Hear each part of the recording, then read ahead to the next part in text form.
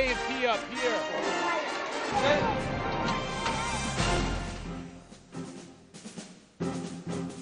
Welcome to Freedom Watch Afghanistan. I'm Tech Sergeant Gene Taylor. A suicide car bomb exploded outside of the Indian Embassy in Kabul yesterday, killing 41 people and wounding nearly 150 others. The large bomb went off just outside of the embassy entrance, where hundreds of Afghans line up every morning to get visas. The explosion knocked down a wall and damaged 2 embassy vehicles. 6 police officers and 3 embassy guards are among the dead. Yesterday's attack was the 6th suicide bombing and the deadliest to occur so far this year.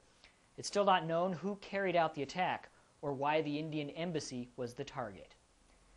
There are remnants of the Soviet forces who occupied Bagram Airfield everywhere you turn at this North Afghan base. As Marine Sergeant Jeremy Ross reports, not everything they left behind is welcome. The landscape here at Bagram Airfield is pretty consistent.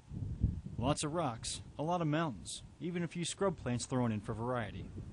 But there's another item you're likely to encounter on a stroll around the base perimeter, and it's not quite as harmless. This is a landmine, likely a Russian PMN-2 anti-personnel mine. Now, last year alone, more than 10,000 items of unexploded ordnance were removed from the soil here at Bagram Airfield. The scary thing is that experts say that that's probably only a small percentage of what's actually out there. To deal with this unpredictable, lurking danger, the airfield has a Mine Action Center. It's an engineering section dedicated to supervising the marking and clearing of ordnance from Bagram soil. Obviously, you can see a lot of vehicle traffic up and down here. Here we have one of our mine fences, and right up on the ledge right there, about 5 meters away, you can see an anti-personnel mine sitting right there on the side. Even though this mine appears to be safely off the road, Blunk says that a good rain could be enough to move it into the path of traffic. If that wasn't enough to make you think about what's under your feet, maybe this next stop will.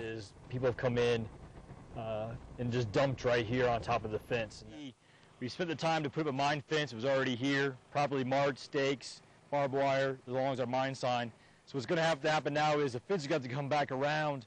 All this other spoil, all this other fill has been here because now it's suspected contaminated fill. We don't know what's inside of it. Okay, so there's another comforting thought for us. Others are cutting corners around safety policies on base, making it even harder for us to tell where it's safe to travel. But what exactly marks the edge of a mined area? Well, there's the obvious signs, big red ones that read mines. But there are other indicators that aren't nearly as distinct to the casual observer. Here's one of our examples of what we use to mark our minefields. Not all minefields are going to be marked with steel post or perforated steel post or concrete wooden post.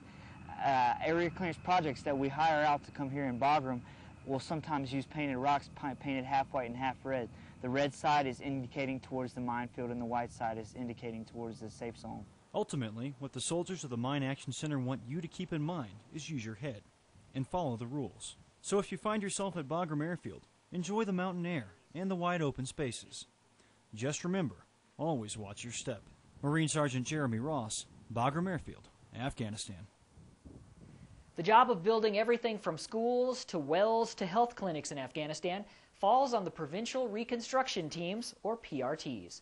Senior Airman Daniel Delgado takes us on a trip outside the wire to show us how PRTs are working to make life better for Afghans. The Logman PRT routinely ventures off base. This mission is a quality control visit to a local tuberculosis clinic under construction. The clinic is a significant healthcare advancement for the citizens of Mederlam. They had nothing before this.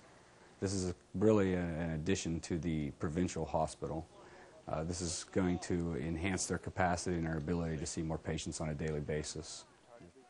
Despite long days and frequent convoys off base, the mission of the PRT leaves these soldiers and airmen with a sense of accomplishment. There's a lot of things I like about my job, really. I don't have one particular favorite thing. I guess it's either making a diagnosis or finding someone the care that they need that they just couldn't get over here before. This facility will also feature a neonatal intensive care unit, providing the next generation of Mederlam with better health care from birth. Senior Airman Daniel Delgado, Logman Province, Afghanistan. And that's it for this edition of Freedom Watch Afghanistan. I'm Sergeant Gene Taylor. Have a great day.